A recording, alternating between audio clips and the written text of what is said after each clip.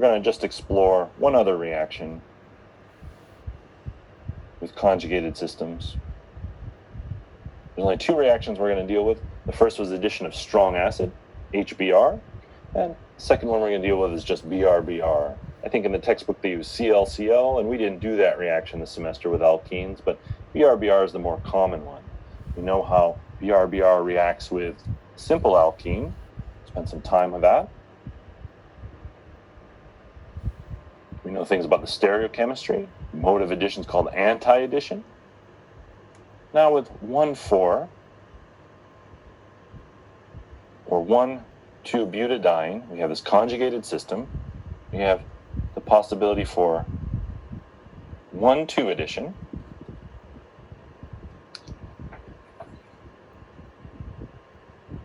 And we also have the possibility for 1,4 addition.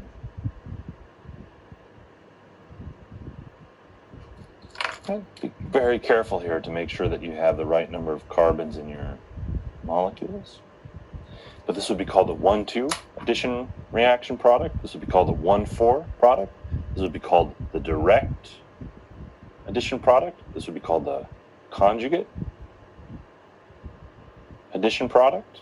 So 1,4 addition or conjugate, because it works through this conjugated system of electrons. And 1,2 or direct addition. We know that this must proceed through some sort of ammonium ion intermediate. Mechanism for this we've learned. Most of you got at least 2 out of these 3 arrows right, which is very, very impressive. But a very, very special bromonium ion here. If we had our second bromide, we would know exactly how to add it to get to our direct addition product.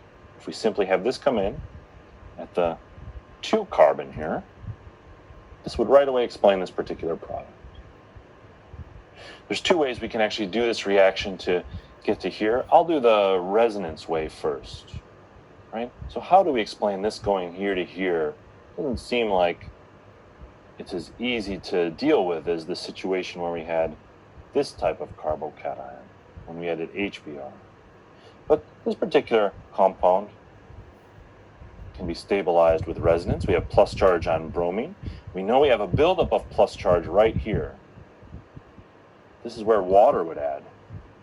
This is where bromide would add on a bromonium ion. This carbon has plus charge on it. Why does this carbon have plus charge on it? It's attached to an electronegative atom with a plus charge on it. This bromine wants electrons. It doesn't want more bonds. This is a 3-membered ring. It's very unstable due to Bayer ring strain. So we can alleviate that situation if we give this carbon electrons and this particular bromonium ion pops open. This bromonium ion is plus charged. If we gave it a 3rd pair of electrons, it becomes neutral.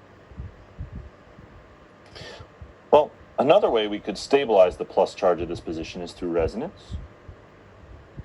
If we move these electrons to give this particular carbon some electron density, this would also alleviate all the problems of a bromonium ion.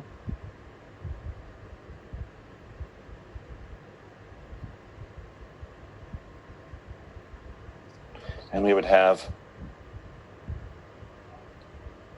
this particular carbocation, and from here you can easily see how we get to here. Resonance forms, neither one of these structures is actually 100% real, but we know there's plus charge at this 2 position, and there's plus charge at this 4 position. We can see that played out in the product distribution. We could actually push these arrows backwards to get to here. This particular carbon has some plus charge it wants, or if we pushed our resonance arrows backwards, stabilizing this carbocation, we put plus charge here, and right next to it are electrons from bromine. So these resonance forms are interchangeable. We could draw arrows from here to here, and here to here to get back to this resonance form. Okay, so you could be asked to draw a resonance form in this direction or this direction. If we started with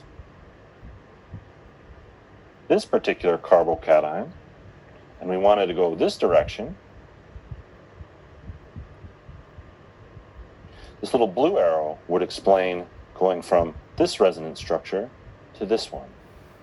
And we could do this for this as well. That's kind of a more advanced topic. We don't need to do that extensively this particular semester. The most important thing for you to work on, definitely, is this particular allylic carbocation phenomenon. And this is formed when we have addition of strong acid to a conjugated diene.